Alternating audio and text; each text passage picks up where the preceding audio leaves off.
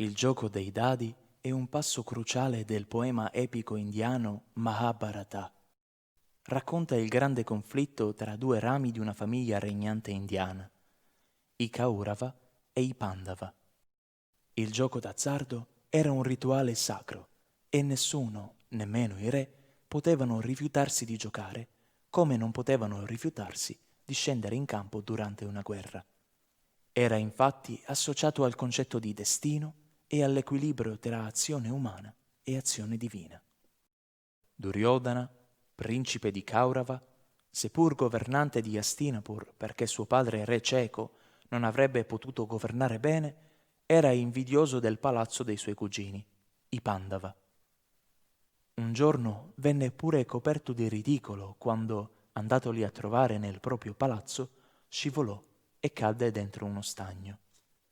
Voleva fargliela pagare e prendersi i loro averi, palazzo compreso. Ma come fare?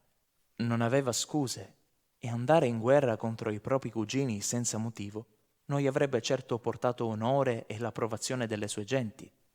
Fu così che un giorno ricevette la visita di Shkuni, maestro del gioco d'azzardo, che gli suggerì un piano perfetto per raggiungere i suoi obiettivi senza spargimenti di sangue. Avrebbe sfidato al gioco dei dadi il maggiore dei cugini Yudhishthira. Yudhishthira infatti ha una grande passione per il gioco, ma non sa giocare, quindi perderà tutto, gli disse Shkuni. Fu così che dopo qualche giorno il principe Duryodhana invitò i suoi cugini a giocare e fu proprio Yudhishthira ad offrirsi volontario. Arrivato il momento di giocare, Shkuni si presentò a Yudhishthira prima di iniziare la partita. Ma il giovane si aspettava di dover giocare con il cugino ed è sorpreso. Shkuni, sarai tu a giocare? Sì, al posto di tuo cugino. Tu passi la tua vita a giocare. C'è chi ti ha visto fare trucchi incredibili, ma tu sai che barare è un delitto. Il buon giocatore sa come giocare e riflette con calma.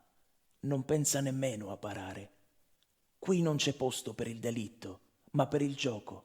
Solo il gioco. Il giocatore esperto che affronta un esordiente, secondo te, bara? La sapienza non è truffa, ragazzo. Si inizia una partita con il desiderio di vincere. È come nella vita. Un maestro non verrà mai sopraffatto dalla tentazione di barare. Ritirati dalla partita piuttosto, se hai paura. Durante la partita Yudhishthira punterà incautamente perdendo il suo regno, i fratelli e la moglie. Quando uno dei servitori fu mandato per andare a prendere Draupadi, la figlia di Yudhishthira, questa si trovava nei bagni reali e si oppose, non volendo seguire il servitore, che a quel punto la prese per i capelli e la trascinò via con la forza.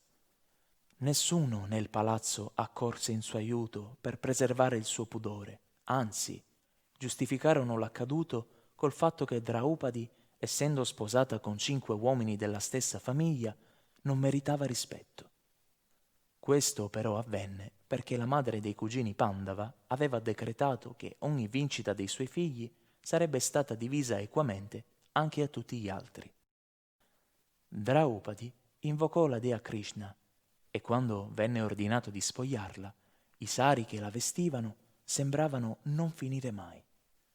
A quel punto Dushasana, il fratello minore Kaurava che aveva tentato di spogliarla, ammise la sconfitta e Bhima, uno dei fratelli Pandava, giurò che un giorno l'avrebbe ucciso per vendicarsi. E infatti, dopo un lungo esilio durato 12 anni, Bhima uccise suo cugino e i Pandava riuscirono a vincere la guerra, diventando così i governanti di Hastinapur.